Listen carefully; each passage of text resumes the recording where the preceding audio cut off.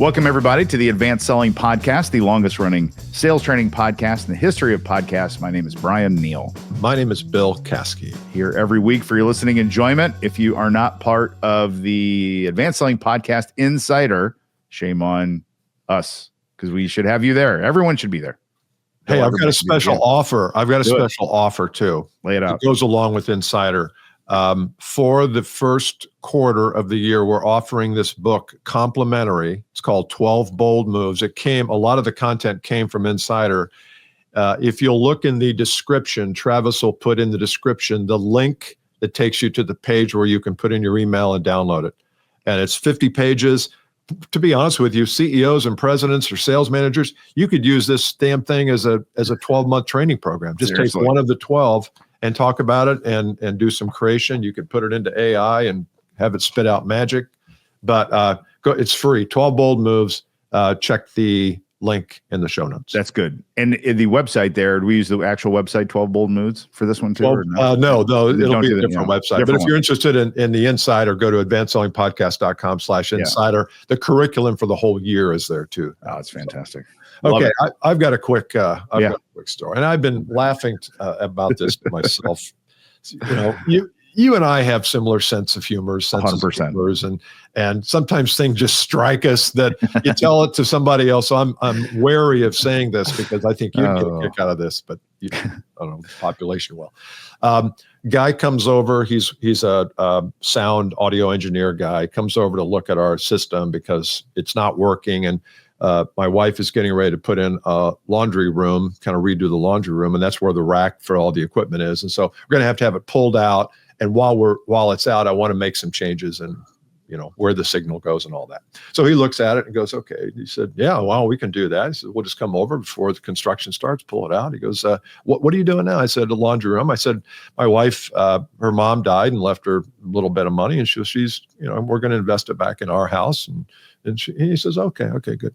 So about 2 weeks later, he invites me to an open house this company is having. You know who this is, so I'm not going to say that's fair. Okay. But this local company, it's a great audio engineer company, but they do blinds and outdoor lighting, and they do a lot of things. And they have a new showroom they just created. So he invited me to come up, and I did. It was really cool. I love, like you, I love sound and speakers. And he said, hey, Bill, come on over. I want to introduce you to our owner. I said, okay, good. So he comes over. He says, hey, Bill, this is Philip. Philip has owned our company here for the last 15 years. And Bill is a soon-to-be client. His wife has just acquired some inheritance. And she's going to be redoing the laundry room. Now, recognize this is an $800 thing. This is not an $80,000 thing. It's an $800 cheap. So I did my pleasantries. I kind of looked at him like, okay, all right. He brings me to another guy, and he says, yes, Bill, this is Jason, and Bill's wife has come upon some money, and she's going to be redoing his. And it's like, what are we doing? What are we doing? Everyone's like, well, did you hear about the gangsters?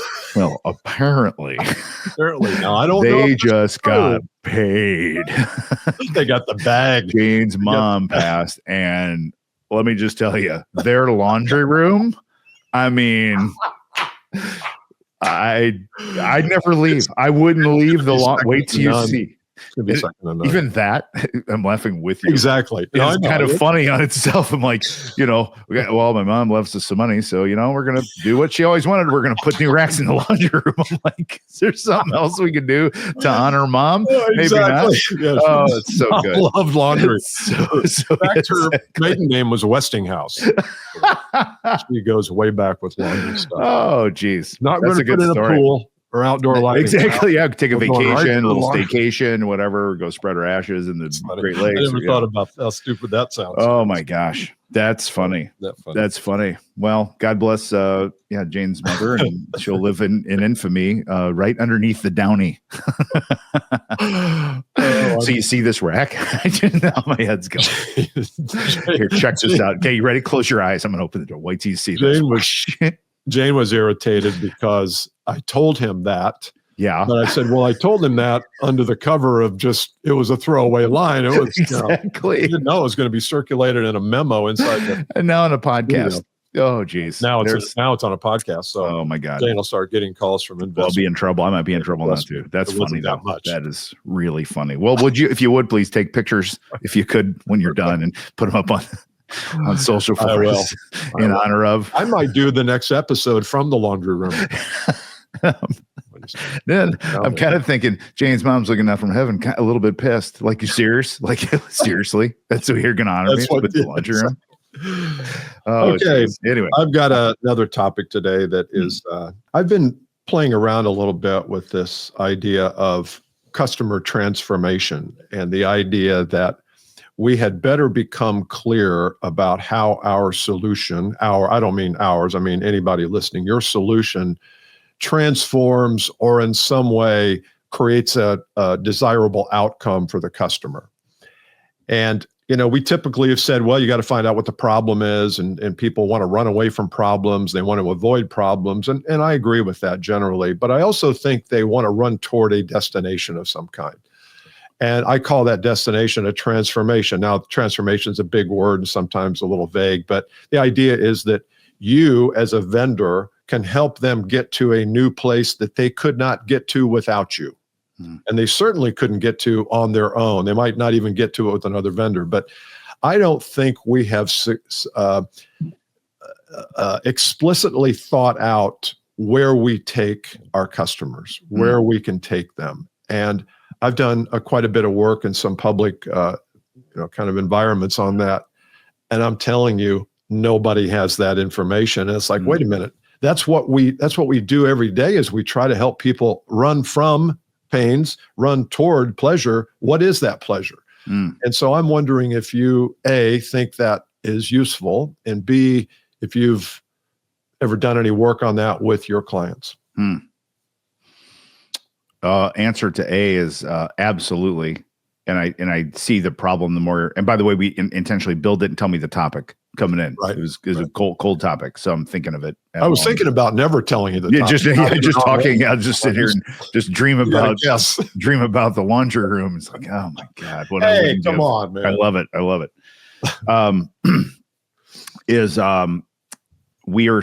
This is a time horizon thing for me, that we are so in the midst of making the month and the quarter and selling the thing that we talk about these very short-term gains or lifts from a software, from the thing I sell, I sell logistics equipment.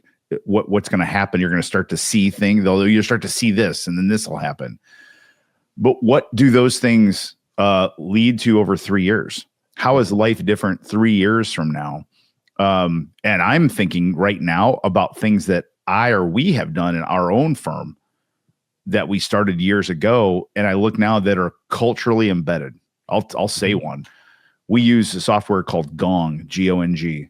We've had Amit, this founder, on our podcast when they were just a little company. We're just starting out. Now they're like worth $6 billion. Gong is entrenched in everything that we do. It's one of our favorite. We almost look forward, let's see what Gong, it's so good. When we started, it started off as call recording software. And that was good. But what it's led to is transformation. I mean, we use it as a search tool. We use it to recap things. We use it to prep for keynote speeches and all sorts of things. And it's embedded in our culture now. It's cultural. So much so that we talk about it this way to others. But that's not how it started. And I'm not dissing the salesperson. No. But we bought it for the sort of feature functionality. But now they can sell it for feature functionality. But what they should sell it for is transformative business operations, because it truly is what it's done. It becomes part of our culture. And sometimes if they were to start positioning it that way, people may say, "Oh, come on now." I mean, yeah. Cultural. I mean, so you've got to be, if you're selling transformation, you've got to be really good at describing that transformation and not making it so fantastic and glorious that no one believes it, but lead them through. Well, when I say it's going to change your culture, here's how it's going to do that. step 1, 2, 3, 4, 5. And then people will say, oh, okay, logically, I could see the path toward culture change. But if the sales professional does not do that or doesn't even understand the kind of the premise of transformation, they'll just be selling recording stuff. Yes. And that's a good example. In our space too, we see this. We see people like, hey, here's a email cadence with this message, and I booked 22 meetings off of 100 of these. Go send it. That's just like now. That's like a little bit of a light switch. It's like, how do I change my whole business process so that those leads come to me, that I don't have to do the outbound, that sort of thing. And the weird thing is that, did my voice go up there? The weird in a good way is that we all, I would venture to say 90% of us in our value set can actually offer transformation because we're helping people change how they think and how they see and how they react and how they act in the marketplace, which eventually leads to more fulfillment, better psychology, more confidence, more money, whatever those more things are.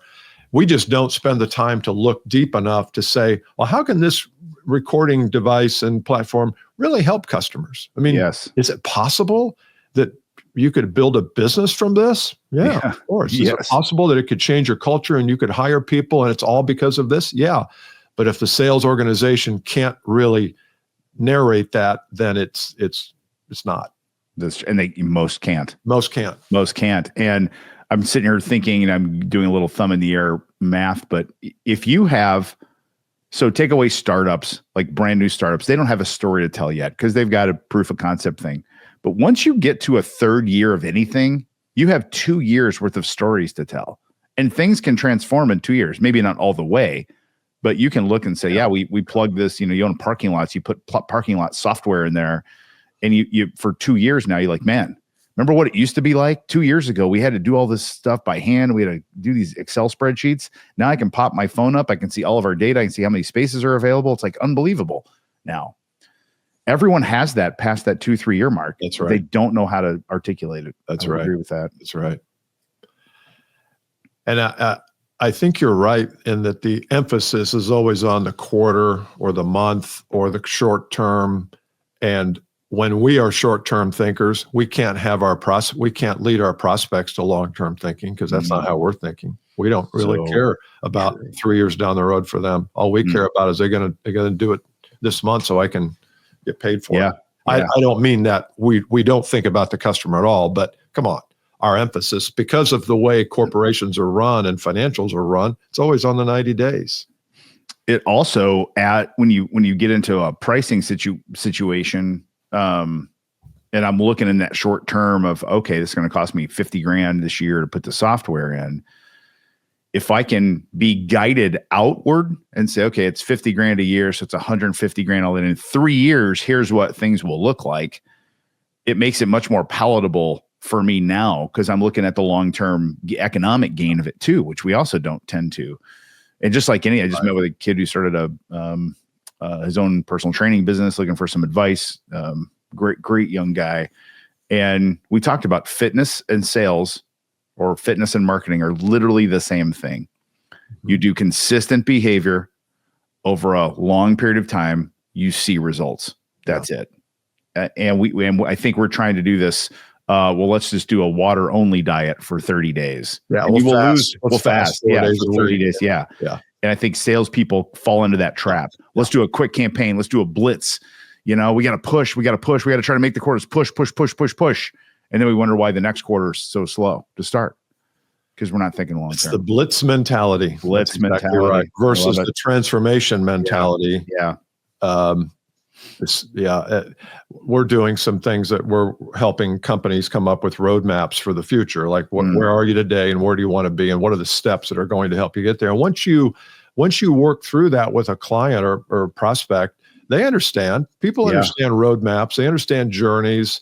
And don't give me this stuff about the customer journey. Okay, I've heard about that. If you don't have a roadmap to help the customer not just buy from you, because most customer journeys are about it ends when they buy. It does. Totally. I'm talking about, no, that's when the roadmap to transformation begins when they buy. Yes. So true. And from a tactical standpoint, the big miss here, I think, is the documentation of stories from customers past the 3-year mark and onward. Yeah. And you have to take people back to what it was like before. I'm even thinking of a tool we invested in. We're 3 years in. We're literally exactly 3 years in. We'll be meeting with our business coach, who's our implementer in this program, in 2 weeks. And it will be interesting for me to sit down and think, what were we doing before he showed up and before the system showed up? And I'd have to think about it. But I bet if I think about it, I'm like, oh my God, we are like a different bunch of human beings. Mm-hmm. Mm-hmm. It's that 3-year vision, but it's hard to go back to. And customers, you need to, as a salesperson, go back to your customers and ask them these questions. Do you remember what it was like? Yeah. Document those stories. Yeah. Get their voice. What's that's the whole what was life like, what happened, and what's life like today? Yeah.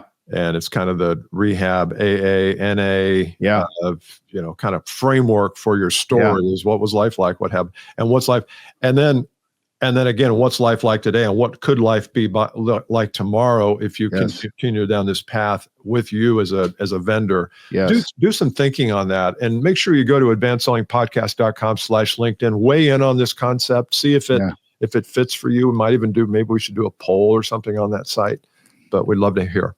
Yeah. And if nothing else, just take the tactical to do here to go think about customers who have transformed, and just go interview them, talk to them, take them back there, and just document those so you have a story to tell any new customer. That's how people can put their head around this, is when they hear a story of another, they can connect to it. So go do that. That's a good thing to do. Yeah, that's good. All right, man. Good job today. Cheers. I'll see you next time. Bye. Bye.